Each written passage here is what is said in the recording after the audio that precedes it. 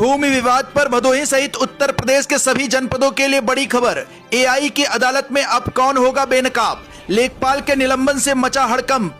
फर्जी निस्तारण, जमीन विवाद और खनन पर डीएम का बड़ा संदेश। आईजीआरएस पर एआई की पैनी नजर। भ्रष्टाचार में फंसे लेखपाल पर कार्रवाई। जमीन विवादों में राजस्व पुलिस की भूमिका पर उठे सवाल और अवैध खनन पर कड़ा अल्टीमेटम। भदोही में प्रशासनिक व्यवस्था के कई चेहरे एक साथ सामने आए। भदोही में प्रशासनिक तंत्र के भीतर क्या कुछ बदलने वाला है? क्या अब फर्जी निस्तारण, भ्रष्टाचार और लापरवाही के पुराने खेल पर तकनीक का शिकंजा कसने जा रहा है?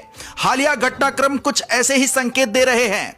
एक तरफ उत्तर प्रदेश शासन ने आईजीआरएस पोर्टल पर शिकायतों के निस्तारण की निगरानी के लिए आर्टिफिशियल इंटेलिजेंस आधारित प्रणाली को और अधिक प्रभावी बनाने की तैयारी शुरू कर दी है, तो वहीं दूसरी ओर भ्रष्टाचार के आरोपों में घिरे मेलोना क्षेत्र के लेखपाल मुरली के निलंबन ने पूरे राजस्व विभाग में हलचल पैदा कर दी है। जिलाधिकारी शैलेश कुमार का साफ संदेश है कि जनता के कार्यों में भ्रष्टाचार, फर्जी रिपोर्ट, लापरवाही और अनियमितता किसी भी स्तर पर बर्दाश्त नहीं की जाएगी। शासन की नई रणनीति के तहत अब केवल शिकायत बंद कर देना ही निस्तारण नहीं माना जाएगा। एआई तकनीक शिकायतकर्ता द्वारा दर्ज कराई गई समस्या और अधिकारियों द्वारा लगाए गए निस्तारण आख्या का मिलान करेगी। यदि किसी अधिकारी ने बिना मौके पर जांच किए रिपोर्ट लगा दी, कॉपी पेस्ट निस्तारण कर दिया या शिकायतकर्ता की सहमति के बावजूद मामला बंद किया, तो उसकी पहचान स्वतः हो जाएगी। यही नहीं, बार बार वापस आने वाली शिकायतें, संदिग्ध रिपोर्ट और लंबित प्रकरण भी एआई की निगरानी में चिन्हित होंगे। माना जा रहा है कि आने वाले समय में लेखपाल से लेकर कानूनगो, नायब तहसीलदार, तहसीलदार और एसडीएम तक की कार्यप्रणाली का डिजिटल मूल्यांकन होगा और खराब रैंकिंग वाले अधिकारियों के खिलाफ विभागीय कार्रवाई की संस्तुति शासन को भेजी जा सकती है। इसी बीच भदोही में भ्रष्टाचार के आरोपों से घिरे लेखपाल मुरली का निलंबन इस नई व्यवस्था का पहला बड़ा संदेश माना जा रहा है। महिला नीलम चौबे की शिकायत पर एफआईआर दर्ज होने और प्रारंभिक जांच में आरोपों की पुष्टि के बाद प्रशासन ने यह कार्रवाई की। जिलाधिकारी शैलेश कुमार ने स्पष्ट शब्दों में कहा कि यह कार्रवाई केवल एक कर्मचारी तक सीमित नहीं है, बल्कि पूरे राजस्व विभाग के लिए चेतावनी है। उनका कहना था कि यदि कोई अधिकारी या कर्मचारी अपने दायित्वों का निर्वहन ईमानदारी से नहीं करता या जनता को परेशान करता है तो उसके खिलाफ कठोर विभागीय और कानूनी कार्रवाई तय है। हालांकि प्रशासनिक दावों के बीच कुछ ऐसे सवाल भी हैं जो लगातार चर्चा का विषय बने हुए हैं। भूमि विवाद में पुलिस और राजस्व विभाग के बेहतर समन्वय की बात प्रशासन कर रहा है और जिलाधिकारी ने स्वयं कहा कि पुलिस अधीक्षक के साथ बेहतर तालमेल का परिणाम जमीनी स्तर पर दिखाई दे रहा है तथा पहले की तुलना में राजस्व विवादों में कमी आई है। लेकिन दूसरी ओर कई फरियादियों और स्थानीय लोगों द्वारा लगाए जा रहे आरोप इस तस्वीर का दूसरा पक्ष भी सामने लाते हैं। तहसील दिवसों में कुछ शिकायतकर्ताओं ने लेखपालों और कानूनगों पर समस्या समाधान के नाम पर धन मांगने के आरोप लगाए हैं। वहीं धारा 24, धारा 80 और धारा 134 से जुड़े मामलों में आवश्यक विलंब की शिकायतें भी लगातार सामने आ रही हैं। सबसे बड़ा प्रश्न यह है कि यदि जनता बार बार एक जैसी शिकायतें कर रही है तो क्या इन मामलों की स्वतंत्र समीक्षा नहीं होनी चाहिए? कई जानकारों का मानना है कि भूमि विवादों में राजस्व और पुलिस टीम द्वारा किए गए निस्तारण की क्रॉस चेकिंग कराई जाए तो कई चौंकाने वाले तथ्य सामने आ सकते हैं। विशेष रूप से धारा 24 के मामलों में होने वाली देरी को लेकर उठ रहे सवाल यह संकेत देते हैं कि कुछ प्रकरणों की गहन समीक्षा आवश्यक है। यदि शासन वास्तव में एआई आधारित निगरानी को प्रभावी बनाना चाहता है तो इन मामलों के पैटर्न का भी विश्लेषण कराया जाना चाहिए।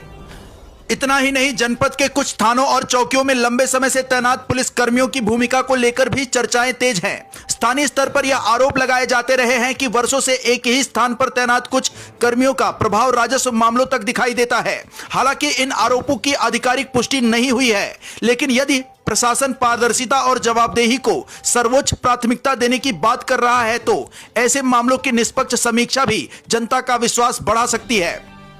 उधर अवैध खनन के मुद्दे पर भी जिलाधिकारी ने कड़ा रुख अपनाया है। पत्रकारों द्वारा पूछे गए सवाल के जवाब में उन्होंने स्पष्ट किया कि भदोही में खनन के लिए कोई विशेष क्षेत्र चिन्हित नहीं है। ऐसे में केवल शासन द्वारा निर्धारित प्रक्रिया के तहत अनुमति प्राप्त करने के बाद ही सीमित गहराई और निर्धारित मशीनों से खनन वैध माना जाएगा। साथ ही खनन स्थल पर अनुमति संबंधी बैनर लगाना अनिवार्य होगा। जिलाधिकारी ने चेतावनी दी कि बिना अनुमति खनन करने वालों के खिलाफ सख्त कार्रवाई होगी।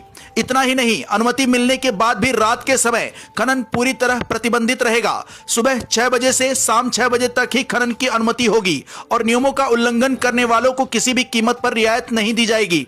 कुल मिलाकर भदोही में प्रशासनिक व्यवस्था एक ऐसे मोड़ पर खड़ी दिखाई दे रही है जहां तकनीक, जवाबदेही और कार्रवाई तीनों एक साथ सक्रिय होते नजर आ रहे हैं। एआई आधारित निगरानी व्यवस्था जहां फर्जी निस्तारण करने वालों की पहचान करने की तैयारी में है, वहीं लेखपाल के निलंबन ने यह संकेत दे दिया है कि भ्रष्टाचार के आरोपों को अब हल्के में नहीं लिया जाएगा। लेकिन असली परीक्षा तब होगी जब जमीन विवादों, राजस्व मामलों और पुलिस प्रशासन के कार्यों की निष्पक्ष समीक्षा भी उसी कठोरता से होगी जिसकी अपेक्षा जनता लंबे समय से कर रही है। आने वाले दिनों में यह देखना दिलचस्प होगा कि एआई की इस नई अदालत में आखिर कितने चेहरे बेनकाब होते हैं और कितनों की जवाबदेही तय होती है। जनपद भदोही से सुरेश कुमार मिश्रा के साथ दीपक कुमार मिश्रा की रिपोर्ट। देखिए, संपूर्ण समाधान दिवस का आयोजन आज पूरे जनपद में हुआ है, जिसमें जिलाधिकारी और पुलिस अधीक्षक की अध्यक्षता में जो जनपद स्तरीय तहसील दिवस है उसका आयोजन तहसील ज्ञानपुर में किया गया। यहाँ पर अभी तक कुल 33 मामले आए, जिसमें से 4 का निस्तारण मौके पर हो गया है। उल्लेखनीय है कि थोड़ा सा पिछले तहसील दिवसों के कंपैरिजन में हम देख रहे हैं कि मामलों की संख्या में काफी कमी आई है। यद्यपि अभी भी कुछ मामले इस तरह के आ रहे हैं जिसमें जो है राजस्व की और पुलिस की संयुक्त टीम भेज करके उनको निस्तारण कराए जाने की आवश्यकता है, तो उसमें हम लोगों ने टीमें यहाँ से बना दी है, इसका निस्तारण हो जाएगा।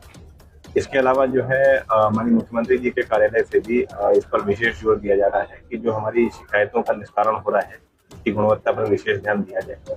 कई मामलों में ऐसा देखने में आया है कि जो शिकायतें हैं, शिकायतकर्ता की शिकायत का सम्यक ढंग से निस्तारण नहीं हो पा रहा था, तो इसके लिए हम लोगों को एआई टूल प्रोवाइड किया गया है, जिसमें न केवल शिकायतकर्ता की शिकायत का विश्लेषण किया जाएगा, बल्कि जो शिकायत का डिस्पोजल कर रहे हैं अधिकारी उसको जो है उनके निस्तारण का जो आख्या है उसका भी विश्लेषण किया जाएगा और दोनों को मैचिंग करने के बाद में उसमें फिर रैंकिंग दी जाएगी, उसमें पॉइंट्स दिए जाएंगे और जिनकी कंसिस्टेंटली जो है खराब पॉइंट्स रहेंगे उसमें पाया जाएगा, माना जाएगा कि उनका निस्तारण अच्छे ढंग से नहीं हुआ। तो ऐसे मामलों में जो है आवश्यकता पड़ेगी तो दंडात्मक कार्रवाई की जाएगी या फिर करेक्टिव एक्शन लिया जाएगा।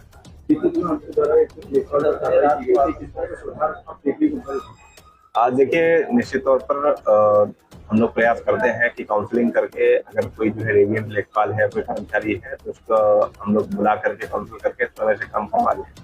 लेकिन कुछ एक गंभीर मामलों में जहाँ पर हमें ऐसा लगता है कि अब जो है सुधार नहीं होने वाला है, तो ऐसे मामलों में विधिक कार्रवाई कराई जाती है। ऐसे ही मामले में एक पिछले दिनों मामला आया था सामने, जिसमें एक महिला को बार बार दौड़ाया जा रहा था और उससे 10 रुपये पैसे की मांग भी की गई थी। तो ऐसे मामले में तत्काल संज्ञान लेकर के एफआईआर दर्ज कराई गई और उसको जेल भी भेजा गया था। तो उसका परिणाम ये हुआ कि बाकी जगहों पर जो है हमने देखा कि गुणवत्ता भी इम्प्रूव हुई है और साथ साथ जो है तेजी से शिकायतों का निस्तारण हो रहा है। भूमि विवाद मामलों में पुलिस और राजस्व टीम का कोऑर्डिनेशन दो डीजी को कहीं आते रहती है, तो उसके सुधार के लिए क्या प्रयास करें? नहीं, देखिए, ऐसा है कि हमारे और पुलिस अधीक्षक साहब के मध्य में जिस प्रकार का कोऑर्डिनेशन है, हम लोगों का प्रयास ये रहता है कि किसी प्रकार का कोऑर्डिनेशन न केवल हमारे तहसील स्तर पर है, थाना स्तर पर है, बल्कि जो फील्ड लेवल पर हमारे लेखपाल साथीगण हैं और उनके जो काउंटर पार्ट्स हैं, जो बीट के लोग हैं अथवा जो है हल्का के चौकी इंचार्ज हैं, उनके मध्य भी वैसा ही रहे। लेकिन बीच बीच में जैसे कोई न कोई लॉ एंड ऑर्डर का स्थिति है या कोई न कोई जो है त्योहार इत्यादि आता है, तो उस दौरान फोर्स की उपस्थिति नहीं रह पाती है। लेकिन ऐसा कुछ नहीं है, इसमें हम लोग प्रयास करके दोबारा से रीशेड्यूल करके संयुक्त टीम भेजने का प्रयास करते हैं, जिससे कि जो शिकायत है उसका प्रभावी निस्तारण हो। मामलों को लेकर लगातार आते रहते हैं, क्या कहना चाहेंगे उसका किस तरह की? देखिए, यहाँ पर कोई खनन का ऐसा क्षेत्र नहीं है जहाँ से जो है बड़े पैमाने पर खनन होता हो और नदी से खनन होता हो। यहाँ पर जो आम किसान है, इस समय जो है खेत इत्यादि खाली है, तो अपने खेत में मिट्टी का या तो लेवलिंग का कार्य करते हैं अथवा जो है इस समय कुछ न कुछ उनको मिट्टी की आवश्यकता होती है, तो अपने स्वयं के खेत से उसको परमिशन लेकर के करते हैं। कुछ मामलों में जो भट्टे के मालिक या संचालक होते हैं, उनके द्वारा बाकायदे इन्वायरमेंट क्लियरेंस वगैरह लेकर के तब जो है उसके खनन का कार्य कराया जाता है। तो इसमें हम लोगों ने कुछ नियम बना रखे हैं। उन नियमों के तहत 6 बजे से 6 बजे के बीच ही खुदाई होनी चाहिए। एक निर्धारित गहराई है, उससे ज्यादा खुदाई नहीं होनी चाहिए। एक निर्धारित जो है यंत्र है जिसके माध्यम से खुदाई की जा सकती है। इसके अलावा जो ट्रांसपोर्ट है वो रात्रि में सूर्यास्त के बाद और सूर्योदय के पहले इस तरह के ट्रांसपोर्ट पर मनाही, और साथ साथ जो आपने परमिशन ले रखी है उसको मौके पर डिस्प्ले करने का हम लोगों ने नियम बनाया है। तो एक आध जगहों से शिकायत आ रही थी, तो उसमें जो है जांच में वो बातें उनकी पुष्टि नहीं हो पाई। शिकायतकर्ताओं के द्वारा ज्यादातर यह पाया गया कि पूर्व में जो है जिनके ट्रैक्टर अथवा जो है जेसीबी इत्यादि सीज किए गए हैं, तो उनके द्वारा जो है केवल एक मुद्दा बनाने का प्रयास किया जा रहा था। लेकिन वर्तमान में स्थिति कंट्रोल में और ज्यादातर जगहों पर जहां जहां से हमें शिकायत मिलती है उसमें तत्कालीन कार्रवाई किया। आकाश भूमि न्यूज राष्ट्रीय समाचार पत्र व वेब न्यूज चैनल, निडर पत्रकारिता की एक अनोखी झलक।